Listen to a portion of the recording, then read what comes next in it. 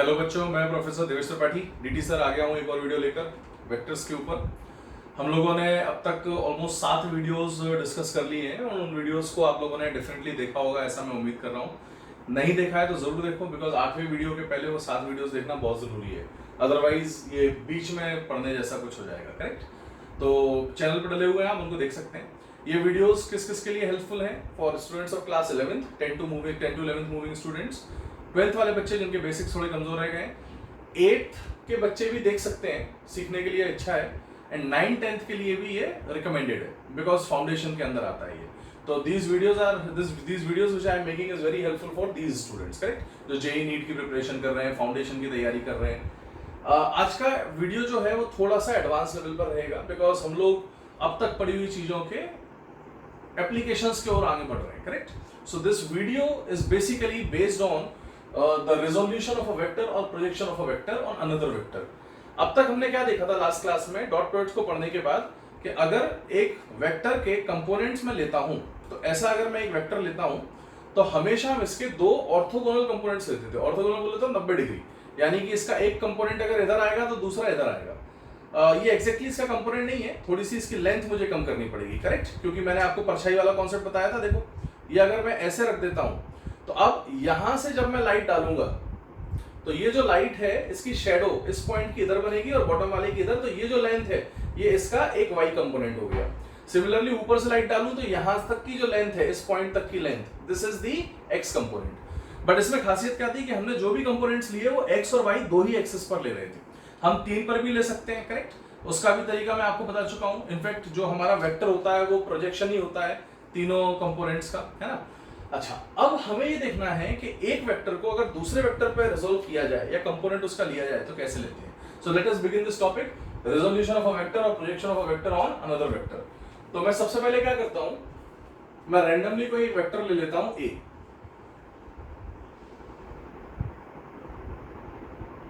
ठीक है? और यहां मैंने एक दूसरा वेक्टर ले लिया, लेट अस से बी। ये ए वेक्टर है, ये बी वेक्टर है, इन दोनों के बीच का एंगल है थीटा। अब मैं चाहता हूं कि कोई एक्स वाई एक्सिस नहीं चाहिए, अभी तक एक्स वाई एक्सिस पर काम कर रहे थे, अब हमें एक्स वाई एक्सिस नहीं चाहिए, हमें इस ए वेक्टर का कंपोनेंट बी के अलोंग लेना है। तो तरीका हमारा वही रहेगा जो हमको आता है, हम बी के परपेंडिकुलर एक लाइट है वो ऐसे प्रोजेक्ट करेंगे। तो मान लो मैंने यहां से रेड कलर की लाइट को डाला, तो जैसे ही रेड कलर की लाइट को डालोगे तो वो इसकी परछाई यहां बना देगी, है ना? ये रही रेड कलर की लाइट। देखो, ये अपन लास्ट क्लास में डिस्कस किया था, जिन्होंने नहीं देखा उसको देख लो बेटा, नहीं तो समझ में नहीं आएगा कुछ भी, है ना? तो ये रहा।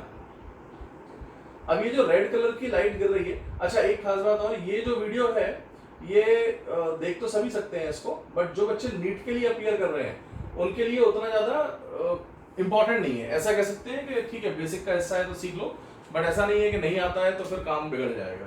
तो अच्छे से समझो, बट जितना समझ सको, एडवांस के लिए इज वेरी वेरी इंपॉर्टेंट। तो यहाँ पर हमने देखा कि 90 डिग्री पर हमने इसका कंपोनेंट ले लिया। अब मैं इस ए वेक्टर के दो कंपोनेंट्स ले लेता हूं। मुझे मालूम है कि थीटा की तरफ कौन सा कंपोनेंट आता है, कॉस थीटा। तो यहां से यहां तक की जो लेंथ रहेगी, है ना, दिस लेंथ, जिसको मैं थोड़ा सा ऊपर बना रहा हूं सो दैट आप लोग डिस्टिंग्विश कर पाए। ये देखो, ये जो लेंथ है ये एक तरीके से पुराने जो कंपोनेंट्स हमने लेना सीखे थे उसकी मदद से निकाल सकते हैं। तो अगर ये a है तो इसका ये वाला कंपोनेंट कितना हो जाएगा, a cos थीटा। आप समझ रहे हैं? अच्छा, ये वाला कंपोनेंट कितना होगा, a sin थीटा में मालूम है, जिसको हम यहां भी ड्रॉ कर सकते थे, बट अभी उसकी नीड नहीं है क्योंकि हमसे यही पूछा गया है what is the projection of a vector on b vector. तो ध्यान से देखो, a का b पर प्रोजेक्शन यही तो है, a cos थीटा। लेकिन इसको कैसे लिखा जाए या इसको कैसे सिंप्लीफाइड फॉर्म में लिखा जाए, रीजन इज बिकॉज हमें a और b दिए रहते हैं, तो हम इसको थोड़ा रीअरेंज करना चाहते हैं। तो मैं कुछ ऐसा कर देता हूं कि ये जो a cos थीटा है, this is the projection of a vector on b vector. But ये जो a cos थीटा आया है ये उसका मैग्नीट्यूड है, तो इसीलिए मैग्नीट्यूड या ऐसा कह दो projection, magnitude of projection of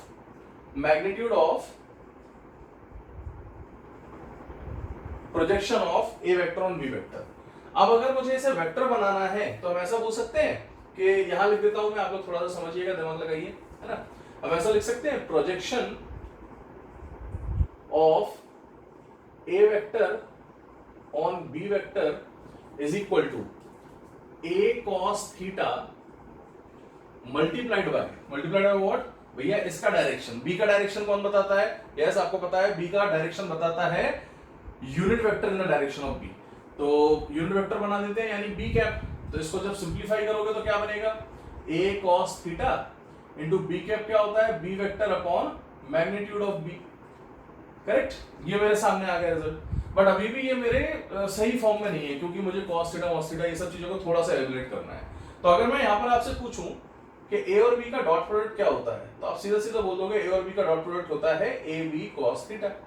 अच्छा सोचकर देखो, मुझे चाहिए ए कॉस थीटा, तो अगर मैं ए कॉस थीटा को अलग हटा लूं तो A dot B upon B बन गया या नहीं? तो यहां से आप देखो A cos theta will become A vector dot B vector upon B. इस ए कॉस थीटा को उठाकर बेटा यहां रख दो, तो यहां से क्या आ जाएगा? ये आ जाएगा आपके सामने ए वेक्टर डॉट बी वेक्टर, ठीक है, दिस इज अ नंबर, आपको मालूम है डॉट प्रोडक्ट एक नंबर देता है, मल्टीप्लाइड बाय बी वेक्टर, जिससे मुझे वेक्टर मिल जाए, और डिवाइडेड बाय बी, और यहां भी बी, तो इसका आ जाएगा स्क्वायर। देखा आपने? Now this is going to be the projection of a vector on b vector. अच्छा सिमिलरली अगर मैं आपसे पूछूं कि ए का बी पर प्रोजेक्शन अगर ये है, तो बताओ बेटा बी का ए पर प्रोजेक्शन क्या होगा?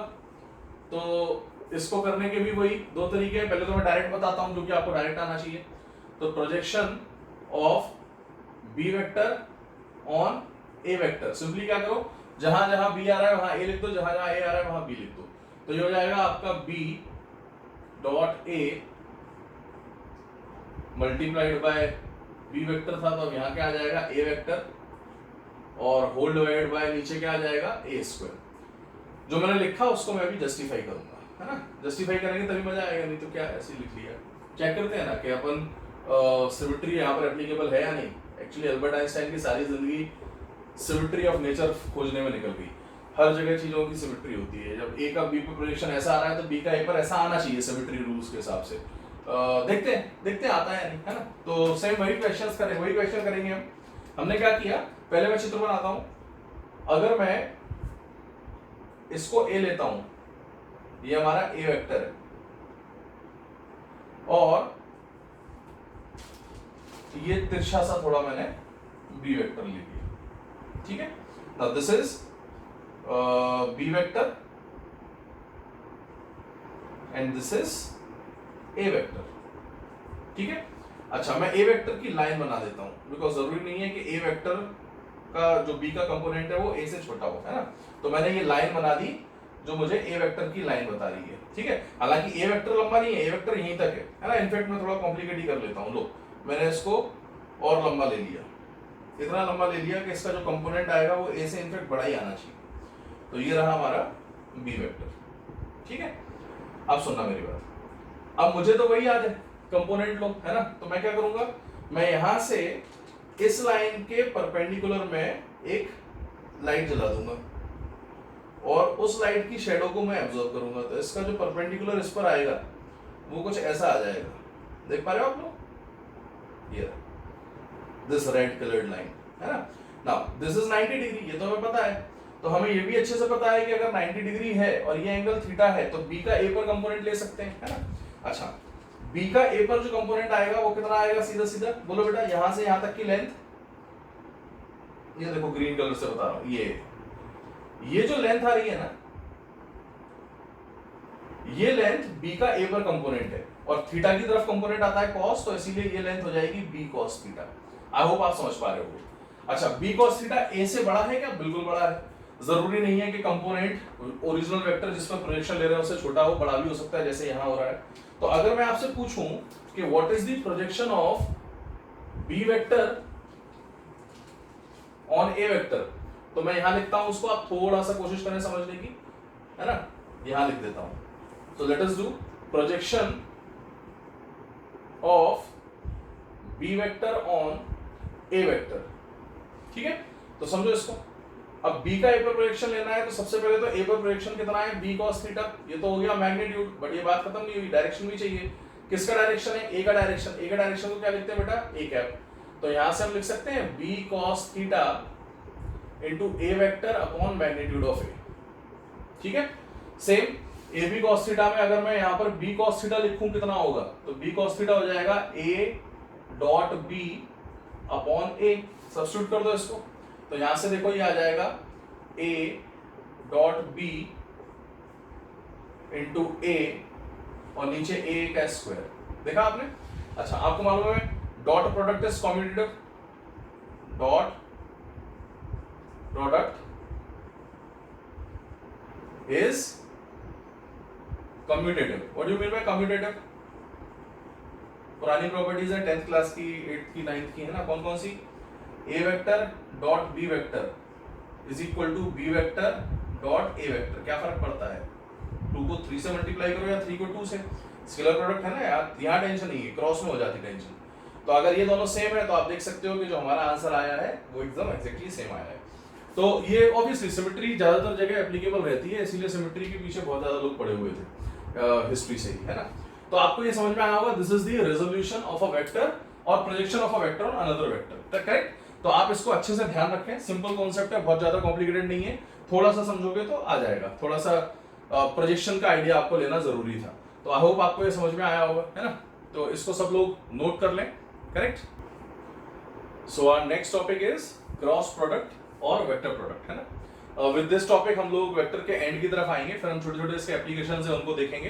तो मोस्टली इन दिस वीडियो और in upcoming video this topic will be finished, then will move ahead towards another chapter, correct. तो यहाँ पर हम लोग देखते हैं क्रॉस प्रोडक्ट या फिर वेक्टर प्रोडक्ट। आपने अभी देखा था कि वेक्टर्स को मल्टीप्लाई करने के दो तरीके हैं। एक तरीका है a डॉट b यानी कि डॉट प्रोडक्ट, जिससे स्केलर क्वांटिटी आ रही थी, बट ये बड़ी नाइंसाफी नहीं हो जाएगी कि दो वेक्टर्स को मल्टीप्लाई कर रहे हो स्केलर आ रहा है और दो स्केलर को मल्टीप्लाई कर रहे हो तो भी स्केलर आ रहा है। तो इसीलिए वेक्टर को दो तरीके से डिफाइन किया गया, एक एज अ डॉट प्रोडक्ट और दूसरा as a cross product. Cross product से हमें वेक्टर क्वांटिटी मिलती है, इसीलिए हम लोग इसको वेक्टर प्रोडक्ट भी बोलते हैं। अब इसको रिप्रेजेंट कैसे किया जाता है, तो हम सिंपली क्या करते हैं, एक वेक्टर a को दूसरे वेक्टर b के साथ क्रॉस कर देते हैं। तो अगर मैं a को b के साथ क्रॉस करता हूं तो a क्रॉस b को हम सीधा सीधा क्या लिख सकते हैं, a b sine theta. a dot b होता था a b cos थीटा, तो a क्रॉस b कितना आ गया, a b साइन थीटा। ये हमारा सामने इसका रिजल्ट आ गया।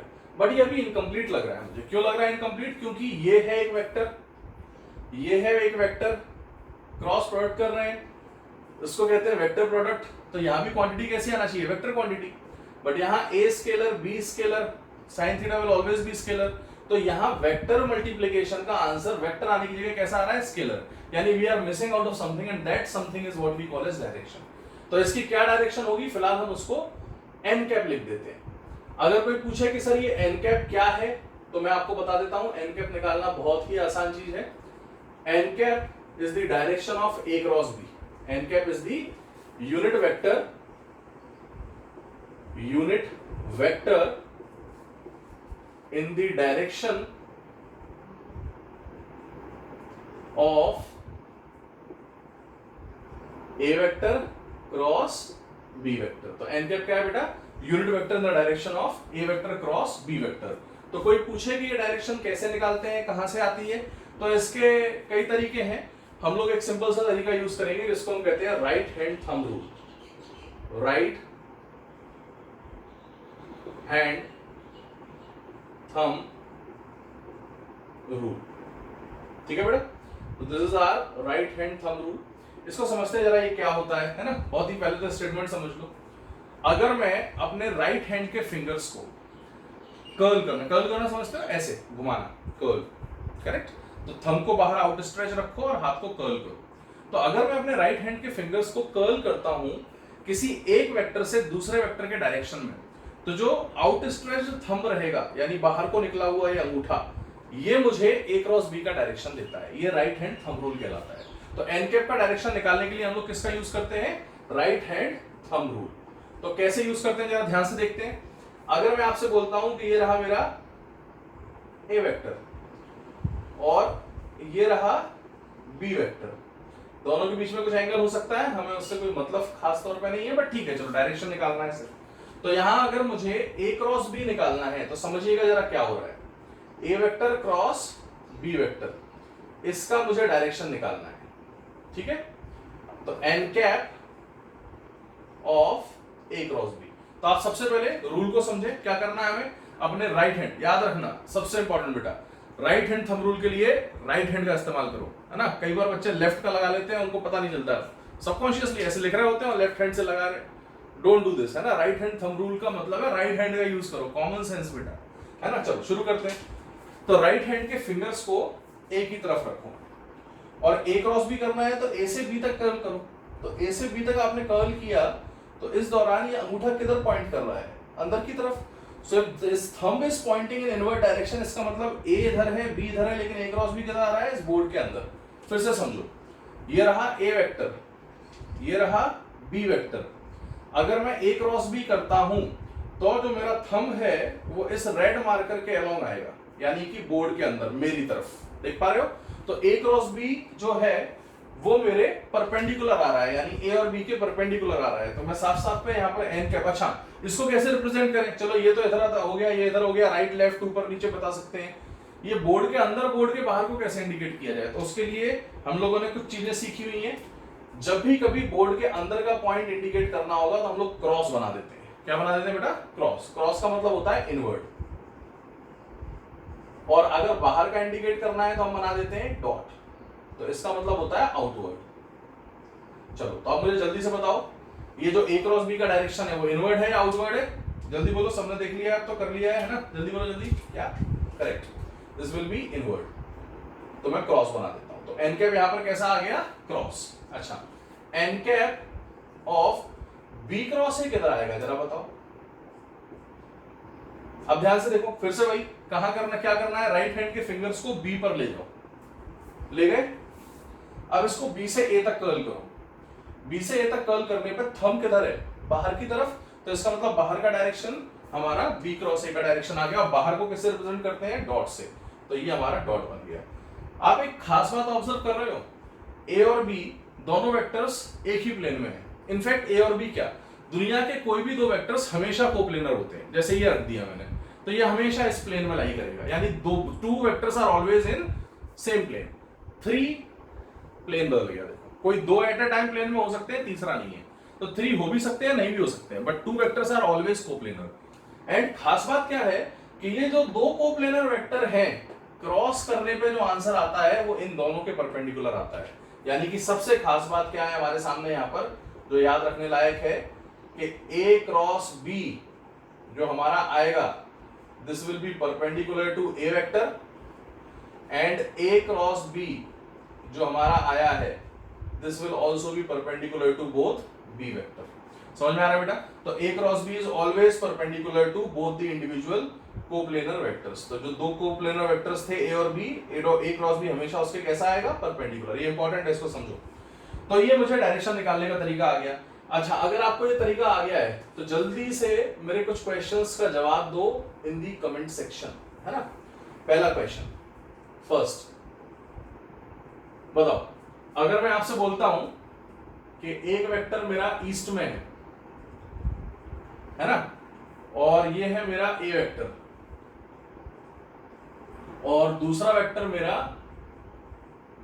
बोर्ड के अंदर है, बी वेक्टर। तो मेरे से पूछा गया है, बताओ n cap of a cross b. जल्दी करो आप लोग try, n cap of a cross b सोचो, यानी direction of a cross b बताओ, कमेंट में मेंशन करो। मैं कर देता हूं, है ना, आप पॉज करके ट्राई करो। करेक्ट, पॉज करके ट्राई करो इसको। तो मैं बता देता हूं, अगर आपने कर लिया है, direction of n cap of a cross b कैसे निकालेंगे, देखो बेटा। फिर वही राइट हैंड कहां ले जाओ, ए की तरफ। तो सारी फिंगर्स ए की तरफ देख रही हैं। अच्छा बी, अच्छा ऐसे भी ले जा सकते थे, कुछ लोग ये कहेंगे ऐसे भी, हाँ बिल्कुल ले जा सकते हैं, लेकिन अब मुझे किधर जा रहा है, बी की तरफ। बी किधर है, अंदर।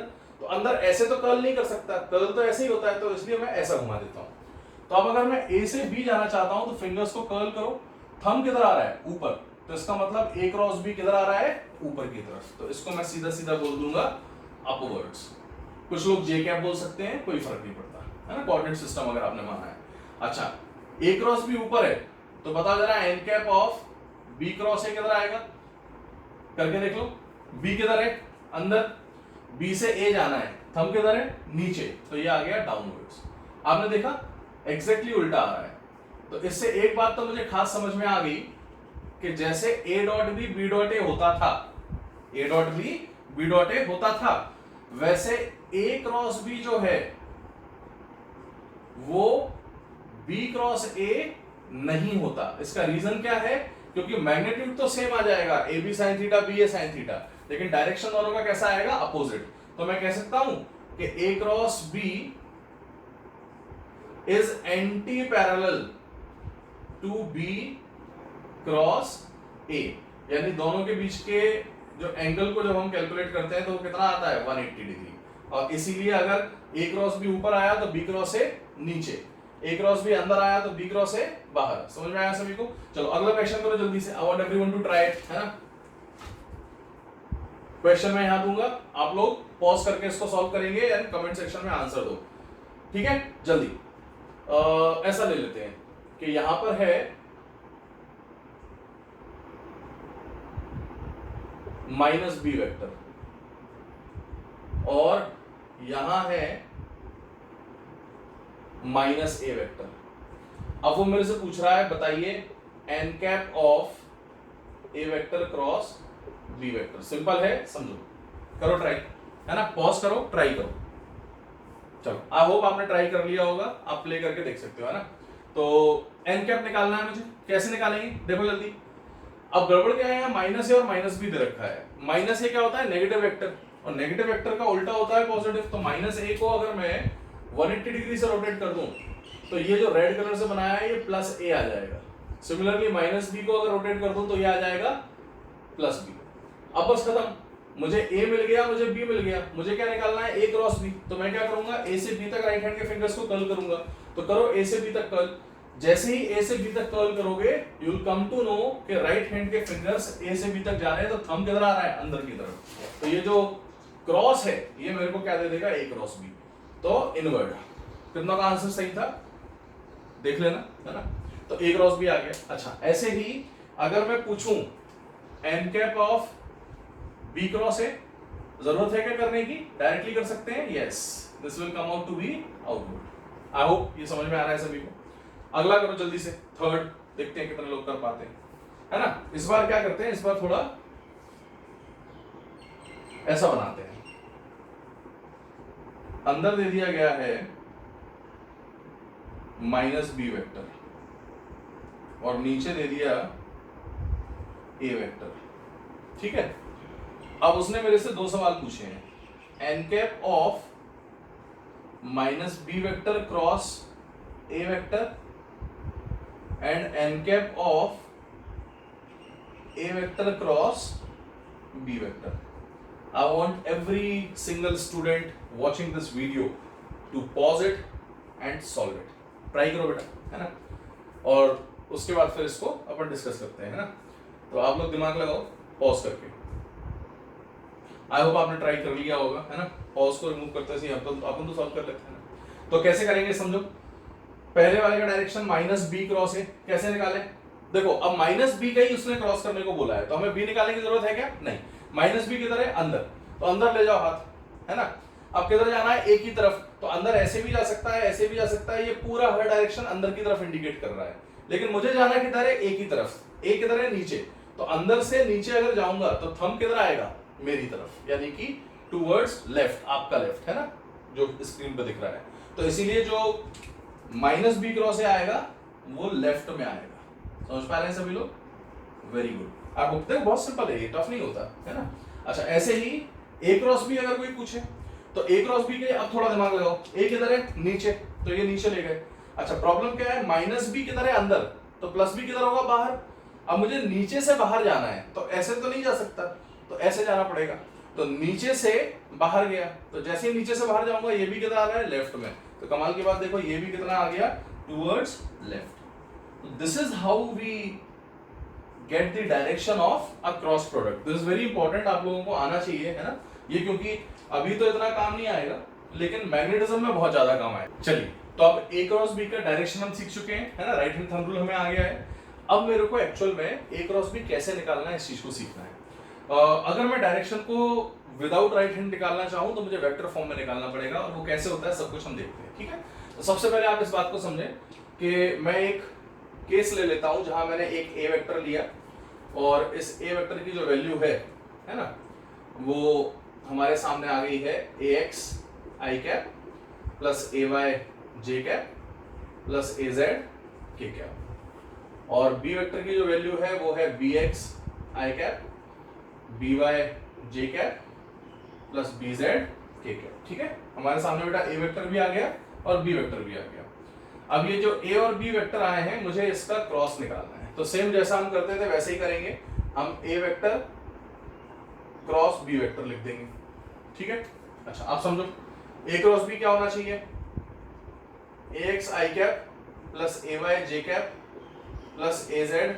अच्छा, एक काम करते हैं, इतना लंबा कौन करेगा, मैं इसको छोटा कर देता हूं, क्योंकि हम लोग मेथड ये वाला यूज नहीं करते हैं, दूसरा मेथड यूज करते हैं।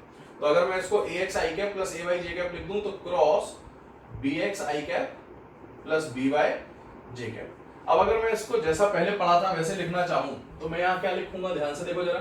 तो मैं यहाँ लिख दूंगा कि A vector cross B vector will be given as, देखो बेटा, सबसे पहले ए एक्स और बी एक्स तो मल्टीप्लाई हो जाएंगे, लेकिन यहां पर क्रॉस किस किस का हो रहा है जरा ध्यान से देखो।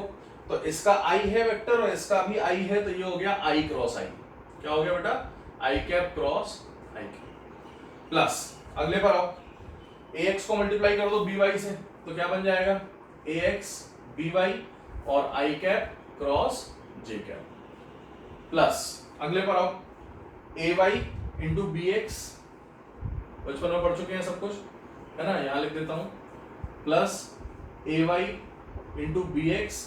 अच्छा, direction J cross I, cross किसका करना है, J cap cross I cap. अच्छा, last A Y B Y और J cap cross J cap. So this is now what we are having, correct. तो ये इंफॉर्मेशन मेरे सामने आ चुकी है। अब प्रॉब्लम सिर्फ इतना है कि ये तो मल्टीप्लाई हो जाएंगे नंबर्स, लेकिन आई क्रॉस जे क्या होते हैं, तो इनको निकालने की कोशिश करते हैं। तो ध्यान से देखना, is very important. I vector cross I vector, formula लगाओ। तो ए क्रॉस बी होता है ए बी साइन थीटा, तो इसका मैग्नीट्यूड 1, इसका magnitude 1 into sine of the angle between two vectors. तो आई और आई का, या आई बी ईस्ट में तो आई कैप के बीच का एंगल कितना हो गया, 0 degree, sine 0। And you know sine 0 कितना होता है, साइन 0 इज 0, करेक्ट। अच्छा, जे क्रॉस जे करो, ये कितना आएगा, तो इसका वैल्यू भी कितना आएगा, देखो फिर से वही 1 into sine 0, this will turn out to be 0। And k cross k भी कितना आएगा बेटा, 0। समझ में आया सभी को। अब खास बात सुनो, इससे फायदा क्या हो गया, पहले तो ये सिंप्लीफाई होकर कट गए, कौन कौन से, आई क्रॉस आई ये 0 हो गया, और जे क्रॉस जे ये 0 हो गया। अब बचा आई क्रॉस जे क्रॉस आई और बाकी चीजें। तो हम सिंपली क्या करेंगे, इसको जरा अच्छे से समझना। ये कानून यूज करता है just called as circumlocatory rule. Circumlocatory rule, circumlocatory rule क्या कहता है कि अगर मैं एक्स वाई जेड एक्सिस को कार्टेशियन कोऑर्डिनेट सिस्टम में डालूं, तो एक्स वाई जेड एक दूसरे से कैसे होती है, परपेंडिकुलर। तो अगर मैं एक्स एक्सिस का क्रॉस करना चाहूं वाई से, वाई का क्रॉस करना चाहूं जेड से, और z का करना चाहूं x से, तो वो मेरे से ये पूछते हैं कि सर बताइए इनके क्रॉस प्रोडक्ट की वैल्यू क्या आएगी। तो याद रखो, i का अगर क्रॉस करते हो j से तो आंसर आ जाएगा k, j का क्रॉस करते हो k से तो आंसर आ जाएगा i, k का क्रॉस करते हो i से तो आंसर आ जाएगा j। यानी कि यहां से i क्रॉस j, क्योंकि मैग्नीट्यूड वाइज निकालोगे तो उसका मैग्नीट्यूड कितना आएगा मैं बता देता हूं पहले, 1 इंटू साइन आई और जे के बीच का एंगल 90, साइन 90 कितना होता है 1, यानी मैग्नीट्यूड वाइज तो 1 आ रहा है, सिर्फ डायरेक्शन से मतलब है। तो हम सिंपली यहां क्या लिख देंगे कि आई कैप क्रॉस जे कैप, ये हमको क्या दे देगा, ये हमको दे देगा सीधा सीधा के कैप। ये याद रखो, जे कैप क्रॉस के कैप क्या दे देगा, आई कैप, के कैप क्रॉस आई कैप क्या दे देगा, के क्रॉस आई क्या देगा, जे। उल्टा कर दो, जे क्रॉस आई कर दो, आपको वहां में डायरेक्शन रिवर्स हो जाएगा तो माइनस के कैप बन जाएगा, मैग्नीट्यूड तो बन ही रहेगा।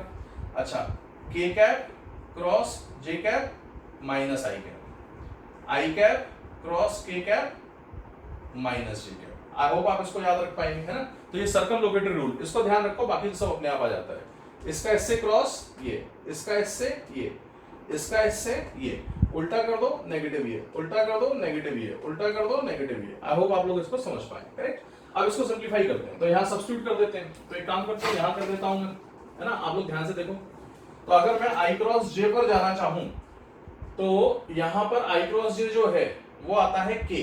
तो इसको जब मैं सब्स्टिट्यूट करूंगा A vector cross B vector में, तो देखो क्या आ जाएगा, A X B Y and I cross J simply के।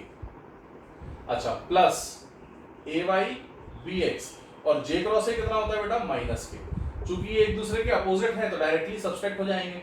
तो A vector cross B vector is A X B Y minus B X A Y K cap, and this is the answer to our question. लेकिन ये जो method है ना, ये बहुत ही बेकार मेथड है। अब देखो कितना लंबा है, और जब ये 2 थे तब इतना लंबा है। सोचो 3 डाल दूं तो कितना लिखना पड़ेगा, है ना। तो इसीलिए हम इसको यूज नहीं करते, हम लोग इसका एक चालाकी वाला मेथड यूज करते हैं, जिस कॉल्ड एज डिटरमिनेंट फॉर्म। तो मैं उसको आपको बता देता हूं, आप इसको शांति से नोट कर लो, करेक्ट। ओके, तो पिछला मेथड जो था वो काफी लेंथी था, बोरिंग था, है ना। ये वाला मेथड जो है कंपैरेटिवली थोड़ा सिंपलर है।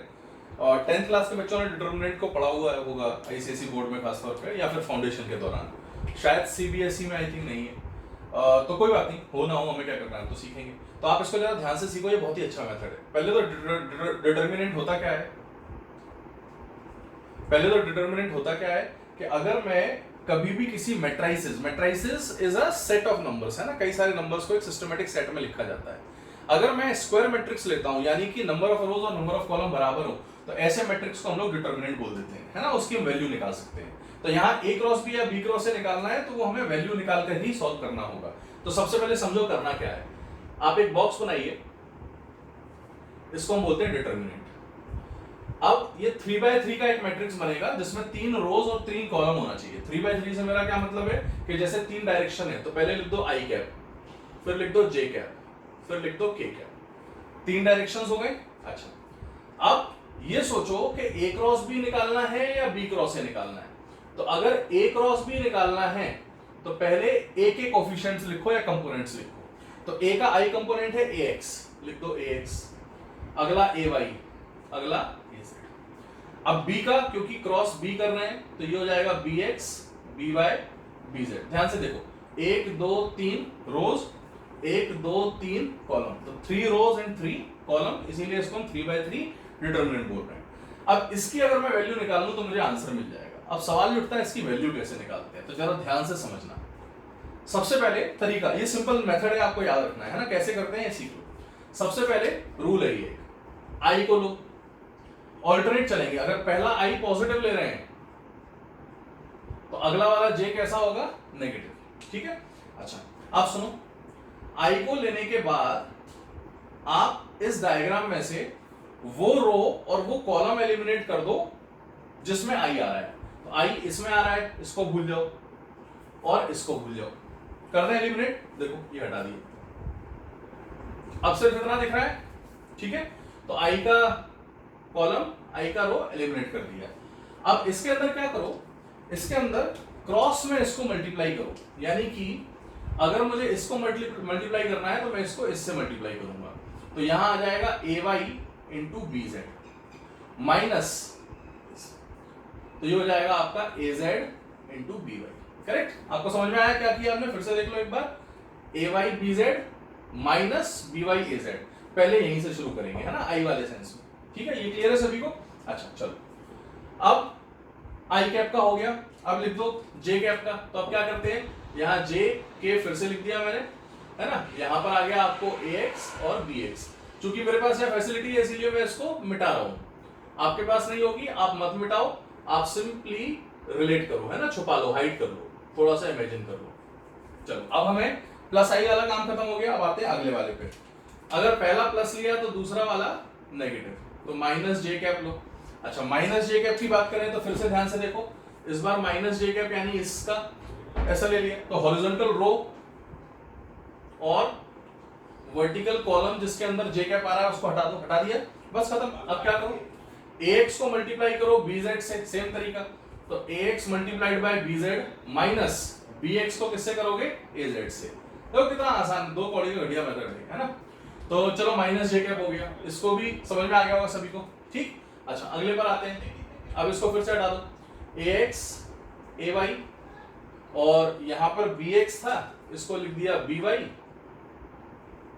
यहां i था, यहां j था, मेरे पास मिटाने की सुविधा है इसीलिए मैंने इसको मिटा के इस तरीके से रीअरेंज कर दिया। आप लोग इसको हाइड करके करोगे, ठीक है।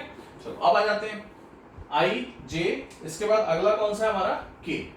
तो भैया पहला प्लस था, दूसरा माइनस, तो तीसरा वाला प्लस, ठीक है, ऑल्टरनेट चल रहे हैं। अच्छा, k वाले रो और कॉलम को हटा दो, बहुत हो गया, ये हट गया, ये हट गया। अब फिर से भाई उसी सेंस में, अब ऐसे मत चले जाना, है ना, सेम सेंस चलेगा हर जगह। तो ax by minus bx ay, और ये मेरा पूरी तरह से आंसर आ गया। तो मैं इसको वापस से फिर से पुट कर देता हूं, ये हो जाएगा i cap j cap k cap az bz। तो अब यहां से अगर आप इसको सिंप्लीफाई करोगे तो आ जाएगा ay bz minus az by, और ये हमारा कंपोनेंट है किसका, i कैप का, minus ax bz minus bx az, ये हो गया j कैप क्योंकि माइनस पहले ले लिया, plus ax by minus bx ay k cap, ठीक है। थोड़ा सा कॉम्प्लेक्स लगता है पहली बार में, लेकिन एक दो बार करोगे ना तो इससे आसान कुछ नहीं है। तो जल्दी से करके देखते हैं एक क्वेश्चन, फिर हम इसको आगे बढ़ाएंगे। तो मान लीजिए मैं आपको एक वेक्टर देता हूं a वेक्टर, और सीधा सीधा उसकी वैल्यू है a vector is 2i cap minus j cap plus 3k cap, और b वेक्टर है 2j cap minus k cap, ठीक है। अब मुझे इसका b क्रॉस ए निकालना है। क्या निकालना है बेटा, b क्रॉस ए। मैं करके दिखाता हूं, फिर बाकी आपको कुछ काम दे दूंगा, ठीक है।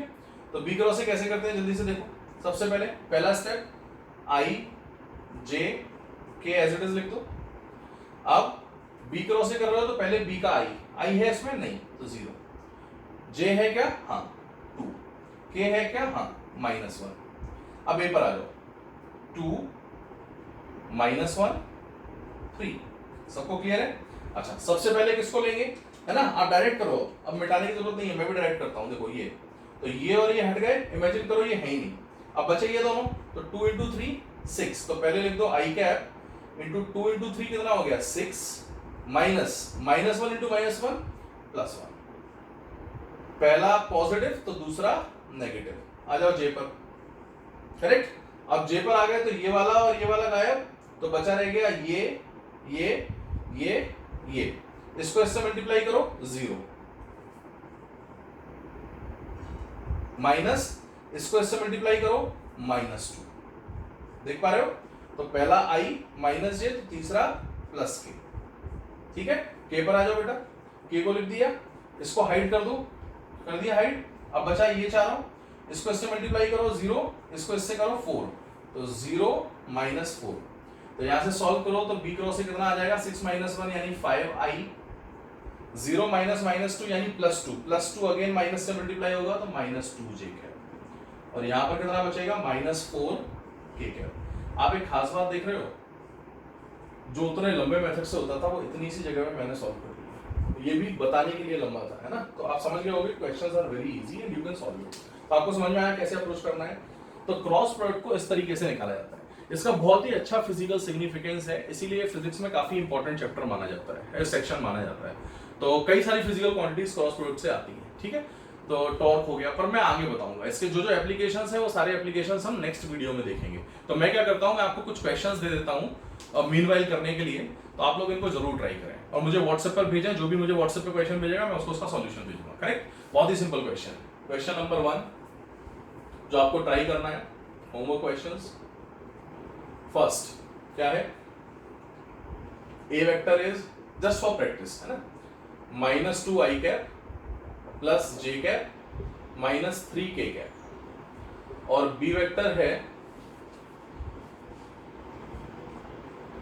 3 K cap minus 2 I cap. ठीक है, अब मेरे से पूछा गया है prove that A cross B is equal to minus of B cross A। तो इसमें प्रूव करके दिखाना है आपको कि A क्रॉस B और B cross A magnitude wise same आएगा पर डायरेक्शन वाइज कैसा आ जाएगा, एकदम अपोजिट, यानी कि ये प्रूव करना है। तो आई होप आप इसको ट्राई कर पाएंगे। तो आप इसको ट्राई करें एंड इसको मुझे जरूर भेजें, I will be waiting for you, है ना। और आप लोग इसको कर पाएंगे, आप वेरी श्योर। तो इसको अच्छे से नोट करो, सारे वीडियोस को देखो, क्वेश्चंस जो मैंने प्रैक्टिस के लिए दिए हैं उनको सॉल्व करो, एंड अगला लेक्चर जो रहेगा that will be the last lecture of this vectors and this topic will B officially finished. Practice जरूर करें, बिना प्रैक्टिस के कोई भी चैप्टर अच्छा नहीं हो सकता। इसके बाद हम लोग moving on from basic mathematics vector section will move towards unit and dimension, and फिर मैं वापस इसी पर आऊँगा, करेक्ट। मतलब बेसिक मैथमेटिक्स के टूल्स, कुछ टूल्स बताएंगे, फिर we'll enter into physics. I hope आपको समझ में आया होगा। लाइक शेयर एंड सब्सक्राइब करिए इसको एंड एंजॉय करिए। ठीक है, चलिए सी यू।